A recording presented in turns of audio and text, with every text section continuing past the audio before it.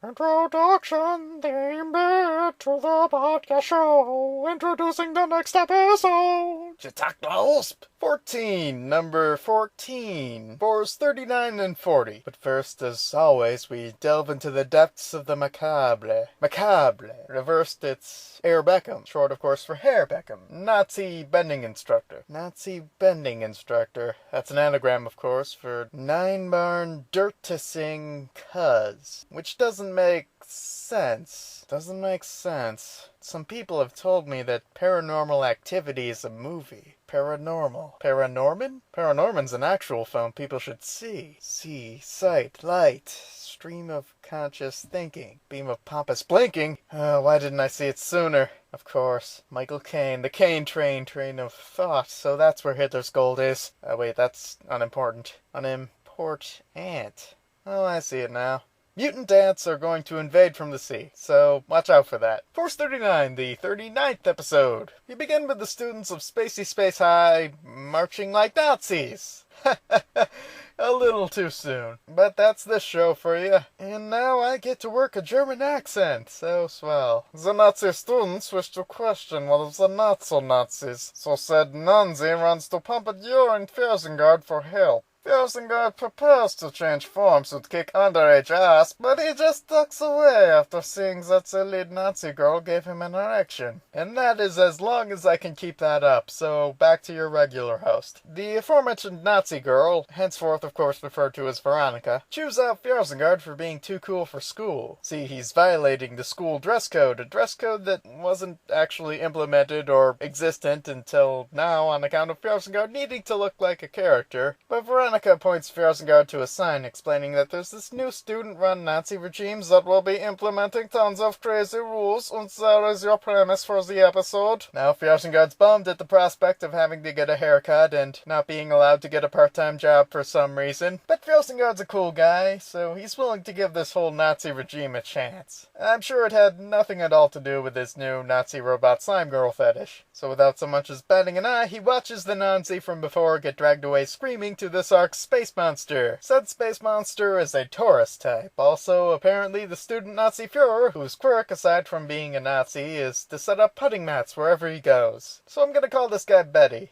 Or maybe Hair Beckham. He transforms into his space monster form, one that I can only describe as a nose-ringed mongoloid, and the sudden change causes his student cohorts to look sad and yawn us into the intro. Trans-introing us to excitable girl Lucy and boring douchebag. See, they remember they sort of won that contest to go out into space, except they can't really do that, so now we find out where that was really going the whole time, by which I mean the winners get a special lecture in a science museum. So yeah, that was why last time they were locking themselves in rooms for 72 straight hours with 6 other people to get private lessons in a public museum. Scoping out that museum, Team Fersengard notes the giant animated globe and how the grid over it implies that some idiot screwed up the batch render. Excitable Girl can name this globe as the Geocosmos. It's a famous to-scale model of the much larger Earth universe. Oh yes, and Hair Beckham won the contest too, so he's also there in human form, since he caught on that his space monster form bored even his cohorts. Also, secret identity, blah, even though every student in the school knows who he is. Oh yeah, speaking of, Donna Troy is not in this scene, but Hair Beckham is still being all judgmental and Nazi-like. For as a proper villainous actor, he cannot be a character for anyone, even if it is to maintain a secret identity. So Team Fersengard gets a little butthurt for his Nazi-ness, but then we find out who the surprise lecturer is. It's that entirely forgettable side character who watched Boring Douchebag somehow misunderstand the Green-Eyed Man when he confessed to killing Boring Douchebag's father. You know, during that time when Team Fersengard was guarding those pillars that looked like PlayStation buttons for unexplained reasons. So yeah, forgettable guy from there's back and...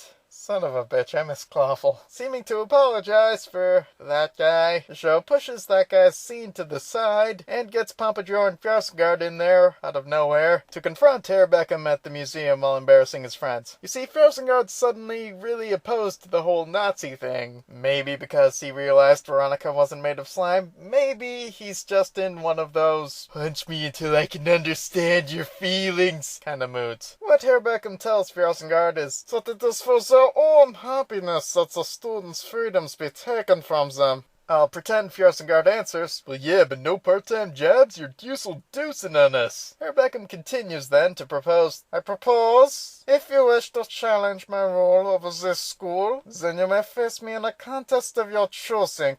The winners shall be the losers' slaves. I must henceforth follow the winner's demands." A little floored by the really good textbook villainy, Team Fjorsengard pauses, but they eventually agree to his terms. Or more accurately, the members still present of Team Fjorsengard do, which is to say Fjorsengard, Donna Troy, and J.K. Rowling. So the four of them go to the school's abandoned warehouse bar. I have no idea what's up with this room, but what's about to happen absolutely makes up for it. Before the challenges get going, Fjorsengard and J.K. Rowling sign a completely inconspicuous document in blood. They'll probably just win and it won't come up later, but you know, sets the scene. And then it's on to the Battle of Wits. By which of course I mean a breakdancing competition. Yeah, you heard right. J.K. Rowling is calling out a Nazi breakdancing contest to fight for his right to party. And you know what? I can now forgive the show for coming up with a dragon guy that throws balls at people. Who am I kidding? I thought that was good too. Anyway, Nazi breakdancing, of course, Herr Beckham wins, and he does so by spinning off the ground like Gamera. It was a bold move, copying the moves of a giant turtle, but it paid off. And so with J.K. Rowling beaten and Donna Troy on standby for some reason, it's down to Fjorsengard. Having seen Herr Beckham's breakdancing prowess, Fjorsengard wisely makes the next challenge breakdancing while jumping rope double dutch. To his credit, Fjorsengard, unlike J.K. Rowling, can actually dance, but he's no match. He's no match for the sweet moves of Herr Beckham. So having thoroughly served Fjorsengard and J.K. Rowling, Herr Beckham lets on to them that he's kind of a space monster. But Fjorsengard can't touch him now on account of signing that blood contract, which magically binds him to, follow orders and stuff. So Team Fjorsengard is kind of screwed, except for Donna Troy being right there, and for not signing the thing, he can just change forms and kick the villain's ass. But the villains are still thinking the second Kamen Rider in this show is, maybe that one teacher, Rainbow Joe. So they just overlook Troy. So as always, Troy takes a few steps back and changes in an open doorway, hidden surely to all. And then does proceed to kick nose-ringed mongoloid ass. Herr Beckham calls for a timeout in their fight though, and then just walks away. And Troy lets him. Can't really blame him though, not like we get a breakdancing Nazi every arc. Meanwhile, earlier, forgettable, pointless, incidental character is teaching his special lectures without Herr Beckham, because despite being a literal rules Nazi, Herr Beckham isn't really punctual. We somehow learned from pointless, incidental guy's lecture that he considers himself the moon to the green-eyed man's sun, which is adorable, but also is weird considering the last time we saw this guy he let on knowing more about the green-eyed man's evilness than he was letting on. Who cares? This guy isn't even worth a real name. Speaking of the green-eyed man, he's doing what he always does and telling those other space monster generals to chill. Meanwhile, transitionally, the Nazi student body is still being Nazi-like. Bam pow, straight to the moon then, we see Fjorsengard and J.K. Rowling with normal haircuts and clothes. Ho, I didn't catch on that this was going to be an odd episode. The two of them aren't keen to keep on like this though, so drawing from his new Detective Conan outfit, Fjorsengard makes a plan. His plan is for them to join the student council. Once there, they can max out their persona link with Herr Beckham and figure out how to beat him. Team Fjorsengard agrees to go with this plan, presumably because they forgot that Donna Troy exists again. Or could just because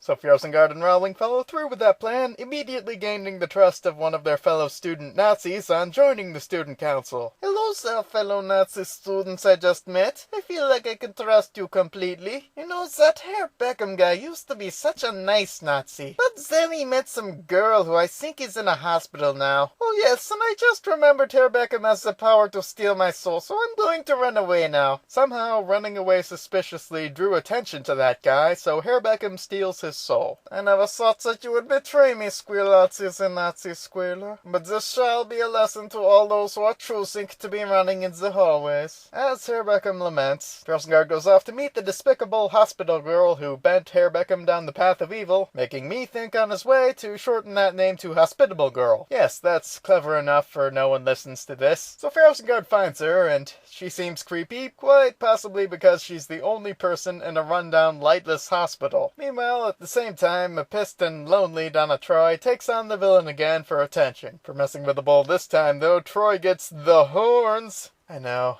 I'm sorry. So Nose-Ring Mongoloid Nazi's winning, and he goes for the finisher, impaling Troy with his of course, shooting an energy beam from his staff, 'cause bulls have those. But the beam is blocked by a suddenly appearing strawberry ice cream head lady. Presumably she was so used to doing that for the villains, she just popped out by force of habit. But to cover, she says, I like that whole breakdancing bit. Maybe you should challenge Troy to one of those? Troy confidently asserts, Alright, bitch, I can take this little soul at any game. Are you sure about this? Because you did lose in a straight fight. Just pick one. So be it. Then I challenge you to golf. Now part 2.